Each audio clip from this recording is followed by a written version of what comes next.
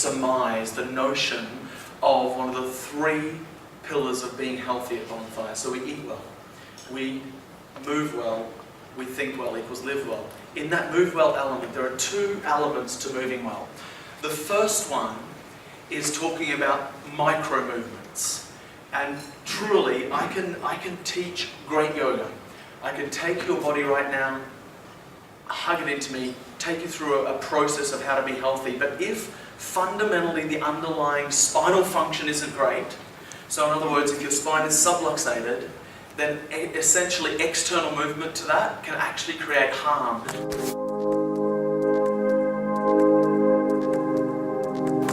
Now, obviously when it comes to health, there's no magic wand, there's no panacea.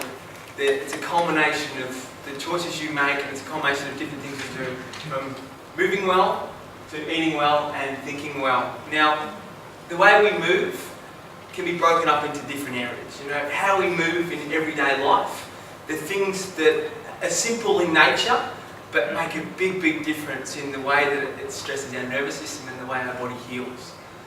Our sitting posture, from day-to-day life, it's a real product of our society. We're not here to harp tonight about doing the right thing or doing the wrong thing, because that's not what we're here for. We're here just to start to really bring key aspects of life and how you can change your life in small ways that will fundamentally improve your health for a long term. Having that correct workstation is fundamental.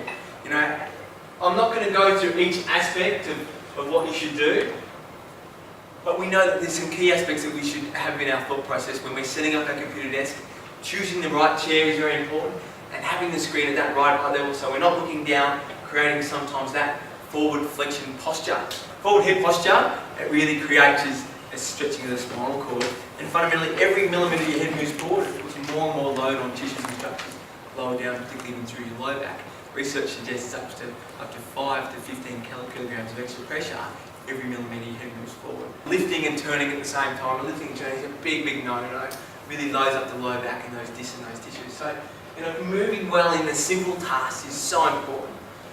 What are the benefits of moving? Now, moving, it's not optional. It's something that we have to do. It's part of a healthy lifestyle. It's part of being a healthy person and the healthy way we want to be. The cervical traction, the Denerol, we incorporate into your program of care. It is incredible for achieving the results that we want to see in curvature changes. It's part of a biophysics process where outside of the clinic we give you some work to do, and a big part of that will be the traction device. Now, there'll be some of you who haven't received that yet, and you'll receive that the Denerol as part of your program as we start to move towards through your program. There's a period of time where we start to incorporate it, so we start to create that home tractioning. You'll start to increase your level of strength through your cervical spine, and also fundamentally it's important to know you're at the stage that you can use a traction device. So you'll hear me and Espen will obviously use it in your program of care, because a lot of people come to me and say, I just can't squeeze it into my daily life. I'm just too busy. As we say, what fits your busy schedule better? Exercising 1 hour or being dead 24 hours a day? It's pretty harsh, but it's the real deal. What's the best time to incorporate healthy activity into your daily life? My best advice, the first thing to start the day is one of the best times for you to actually start to get up and move. Start off before you go to bed, put your running shoes and your training clothes next to your bed. Put it there, train your subconscious mind that, this is the choice you make. I'm going to get up in the morning and I'm going to go for a half an hour walk. Get up in the morning and do some power breathing. If you've been to yoga, you've probably learnt some different things so far that you may be able to incorporate to a normal waking routine. Or come in and join us for a 6 a.m. yoga class. What better way to come into a Tuesday, Thursday, Saturday 6 a.m. class and just feel the heat and to energise your body. So if someone's depressed, how would their posture look like? What do we think? Shoulders going to roll forward, there's going to be a head, there's going to be obviously a drawn look in the face. That's a depressed posture. You try and be happy in that depressed posture. It's pretty hard to be happy in that posture. Changing our state, looking after our posture, it's a real key to obviously the way we move, how we carry ourselves. And when we're sitting at the desk and got the referred posture through there, it's not going to put us in the best state to function at our best. think of that posture, open the shoulders, head back, chin up.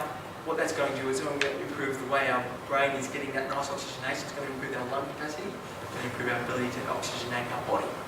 Key areas in our spine, there's a strong somato-visceral relationship. So somato, looking at a nerve point of view, to a visceral organ relationship, there's a strong organ-nerve relationship. And what some of this research is just showing us is that subluxation in our spine robs key organs in our body of that 100% life supply that we should be getting. Looking after our spine, looking after our diet, and particularly our frame, makes a big difference in how we function and how we heal.